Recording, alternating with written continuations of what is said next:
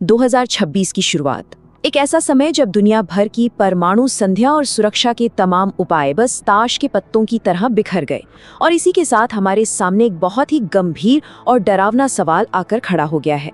क्या हम एक नए और पूरी तरह से अनियंत्रित परमाणु युग में प्रवेश कर चुके हैं? आज के इस विस्तृत चर्चा में हम ठीक इसी बात की तह तक जाएंगे। हम समझेंगे इस भू राजनीतिक अस्थिरता को और उन परमाणु संकटों के डोमिनो इफेक्ट को जिसने इस साल पूरी दुनिया को अपनी चपेट में ले लिया है। मतलब कैसे एक घटना घटी और फिर उसने एक के बाद एक कई भयानक घटनाओं को जन्म दे दिया। तो हम इस पूरे संकट की कड़ियां कुछ इस तरह जोड़ेंगे। नंबर 1, परमाणु संधियों का अंत। 2, 2026 का ईरान युद्ध संकट। 3, युद्ध विराम का उल्लंघन और नाकेबंदी। 4, रूस का बढ़ता हाइब्रिड युद्ध। 5, चीन के परमाणु हथियारों का विस्तार। और आखिर में नंबर 6, नई वैश्विक हथियारों की होड़। अब ये टाइमलाइन देखिए, ये साफ दिखाती है कि हालात कितनी तेजी से आउट ऑफ कंट्रोल हुए। महज कुछ ही हफ्तों के अंदर 5 फरवरी को न्यू स्टार्ट ट्रीटी खत्म होती है, 28 फरवरी को ईरान युद्ध भड़क उठता है और 8 अप्रैल आते आते तक इस्लामाबाद समझौते के तहत युद्ध विराम की एक हताश कोशिश की जाती है। सच में इसने दशकों से चली आ रही शांति को जड़ से हिला के रख दिया। सेक्शन 1, परमाणु संधियों का अंत, सुरक्षा कवच का हटना। तो चलिए उसी बड़े ग्लोबल गार्डरेल यानी उस सुरक्षा कवच के हटने से बात शुरू करते हैं जिसने इस पूरे बवाल के लिए मंच तैयार किया। यहाँ सबसे बड़ी बात है न्यू स्टार्ट संधि का समाप्त होना।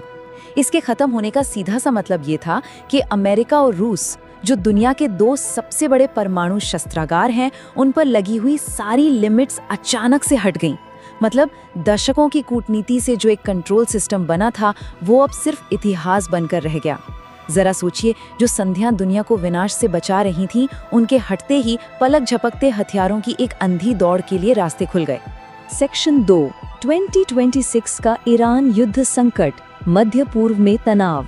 अब जैसे ही ये इंटरनेशनल सुरक्षा कवच हटा तो घटनाओं का पूरा फोकस सीधे मिडिल ईस्ट के एक्टिव और हिंसक संघर्ष की तरफ मुड़ गया।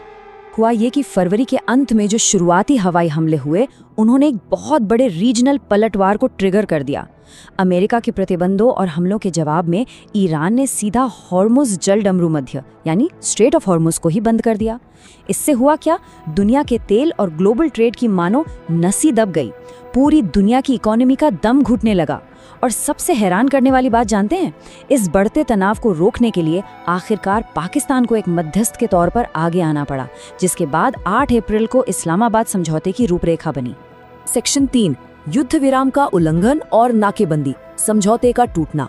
लेकिन मध्यस्थता से मिली ये शांति, ये बहुत ही जल्द बिखर गई। इस समझौते को लेकर एक बहुत बड़ी और खतरनाक गलतफहमी पैदा हो गई। एक तरफ जहां अमेरिका और इजराइल का एकदम पक्का मानना था कि लेबनान इस सीज़फायर से पूरी तरह से बाहर है, वहीं दूसरी तरफ पाकिस्तान और ईरान ये मानकर चल रहे थे कि लेबनान इसमें पूरी तरह से शामिल है। और बस इसी एक बुनियादी अंतर ने, शब्दों के इसी अलग अलग इंटरप्रिटेशन ने सैन्य तनाव की आग में फिर से घी डालने का काम किया। इस असहमति के नतीजे तुरंत दिखे और वो बेहद विनाशकारी थे। लेबनान में इजराइल का ऑपरेशन इटर्नल डार्कनेस शुरू हो गया, जहां महज 10 मिनट के अंदर 100 से ज्यादा भयानक हमले किए गए। इसके साथ ही अमेरिकी नौसेना ने ईरानी पोर्ट्स की कड़ी नाकेबंदी कर दी। और शायद सबसे डरावना पल वो था जब एक ड्रोन हमले की वजह से यूएई के एक न्यूक्लियर रिएक्टर की बिजली ही गुल हो गई। इस एक घटना ने युद्ध के बीच परमाणु संयंत्रों के पिघलने का यानी मेल्टडाउन का एक एकदम रियल रोंगटे खड़े कर देने वाला डर पैदा कर दिया। इस बेहद तनावपूर्ण माहौल में अमेरिकी नजरिया बिल्कुल साफ था। अधिकारियों ने इस बात पर जोर दिया कि वो किसी भी नई हथियारों की होड़ से बचने के लिए, ईरानी परमाणु प्रसार को रोकने के लिए किसी भी हद तक जाने को तैयार हैं। उनका सीधा सा मैसेज था कि ईरान के पास परमाणु हथियार बिल्कुल नहीं हो सकते और अमेरिका अपना सैन्य अभियान फिर से शुरू करने के लिए पूरी तरह से लॉक्ड एंड लोडेड है। अब दूसरी तरफ देखें तो ईरानी लीडरशिप ने भी पीछे हटने से साफ इनकार कर दिया। ईरान के नए सर्वोच्च नेता ने सीधा निर्देश दे दिया कि देश का वेपन ग्रेड के करीब पहुंच चुका यूरेनियम किसी भी कीमत पर विदेश नहीं भेजा जाएगा। उन्होंने इसे अपने ही देश में रखने का कड़ा फैसला किया। असल में ये कदम ईरानी इरादों और उनकी चालों के प्रति ईरान के गहरे अविश्वास को दिखाता है, जिसने बातचीत के लगभग सारे रास्ते ही बंद कर दिए। सेक्शन 4, रूस का बढ़ता हाइब्रिड युद्ध, बंटा हुआ यूरोप। तो जहां एक तरफ दुनिया की नजरें स्ट्रेट ऑफ हॉर्मस पर टिकी थी, वहीं यूरोप में एक बिल्कुल ही अलग तरह का जियोपॉलिटिकल प्रेशर बन रहा था। जब यूरोप के प्रमुख सुरक्षा थिंक टैंक्स जैसे कि ब्रुसेल्स स्कूल ऑफ गवर्नेंस और the Hague centre for strategic studies in घटनाओं का एनालिसिस करते हैं, तो एक अलग ही तस्वीर सामने निकल कर आती है। उनके मुताबिक 2026 में रूस ने यूरोप के खिलाफ अपनी हाइब्रिड वॉरफेयर यानी इस छद्म युद्ध की रणनीति को बहुत ज्यादा आक्रामक कर दिया था। ये एनालिसिस एक बहुत ही खतरनाक मानसिकता को उजागर करता है। क्रेमलिन को लगता है कि उसके पास जो भारी भरकम परमाणु हथियार हैं, वो उसे एक तरह का सुरक्षा कवच देते हैं। एक ऐसा कवच जिसकी वजह से वो नाटो की तुलना में बिना किसी सीधे युद्ध के तनाव को अपने फेवर में आसानी से मोड़ सकता है। और असल चुनौती यही है कि रूस के इस कॉन्फिडेंस को आखिर कमजोर कैसे किया जाए। अब इन हाइब्रिड रणनीतियों ने ना पूरे यूरोप में एक अजीब सी दहशत का माहौल बना दिया। आसमान में अज्ञात ड्रोन देखे जाने की घटनाओं में एकदम से भारी उछाल आ गया। हालात ये हो गए कि पोलैंड के ऊपर डच F-35 विमानों को ड्रोन मार गिराने पड़े। और सिर्फ यही नहीं, सुनियोजित साइबर हमले, बड़े पैमाने पर फैलाया गया दुष्प्रचार, आगजनी और समुद्र के नीचे से गुजरने वाली महत्वपूर्ण डेटा केबल्स का काटा जाना, ये सब आम हो गया। ये कुछ ऐसे कदम थे जिनसे सीधे तौर पर पल्ला झाड़ना आसान था, लेकिन इन सब का मिला जुला असर पूरे महाद्वीप की सुरक्षा और अर्थव्यवस्था को अंदर तक हिला देने वाला था। सेक्शन 5, चीन के परमाणु हथियारों का विस्तार, खामोश निर्माण। ठीक इसी समय एशिया में एकदम शांति से, दुनिया की नजरों से दूर, बहुत ही बड़े पैमाने पर परमाणु हथियारों का निर्माण चल रहा था। 1000। सासाकावा पीस फाउंडेशन की एक रिपोर्ट बताती है कि 2030 तक चीन के परमाणु हथियारों की संख्या इस आंकड़े को छू लेगी। ये सिर्फ एक नंबर नहीं है, ये एक ऐसा आंकड़ा है जो किसी की भी नींद उड़ाने के लिए काफी है। इस बात की गंभीरता को जरा ऐसे समझिए। 1000 चीनी परमाणु हथियार, ये अमेरिका और रूस के बीच जो न्यू स्टार्ट ट्रीटी खत्म हुई थी ना, उसमें तय की गई लिमिट के लगभग 2/3 हिस्से के बराबर हो जाएंगे।